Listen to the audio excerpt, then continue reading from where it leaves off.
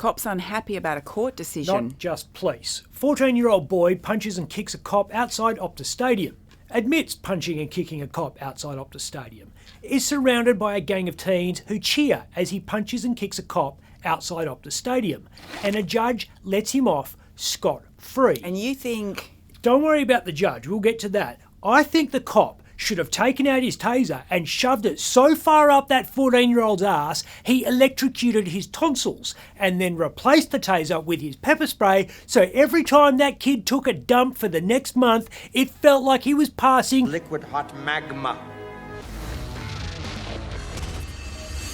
The judge must have had good reason not to punish him. Yeah, but nah. In sentencing, the magistrate acknowledged the teenager had taken his curfew seriously. She believed he was genuinely sorry for his behaviour and satisfied that he'd learnt his lesson. I don't give a f*** if the little obeyed his curfew or went to bed the right time or felt sorry or promised not to do it again. You punch a cop, you get punished. End of story. It's one of those things we need to have happen so society keeps ticking along and doesn't go full-blown Lord of the Flies, Heart of Darkness, anarchy bonkers. Who the f*** is this judge? I wonder how she would have reacted if it was a magistrate that was bashed by a mob while people filled it. Yeah, careful. Yeah, I get it. I know. If you criticise a judge too much, you might be found in contempt of court for bringing the judiciary into disrepute. I don't give a f***. They can charge me. Someone needs to say this is a load of total.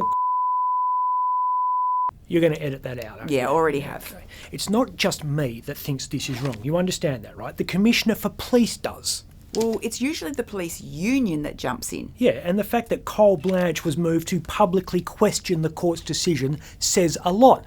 What happened to mandatory sentences for bashing cops? It was like, what, 2008, 2009, we made it a minimum 12 months jail? Yeah, it was 2009, but only if you cause grievous bodily harm. Right, and I guess this was just a light mob beating. And I thought we had no parole for cop bashers, or am I making that up? No, that was passed in 2014. I remember that case. Have a go at this. Sarah Blanchett smacks a cop in Northbridge, and then her supporters attack news crews outside court. We need mandatory minimums for bashing journos. Yeah, right. Judges won't protect you. No, I'd imagine not. I'm Ben Harvey.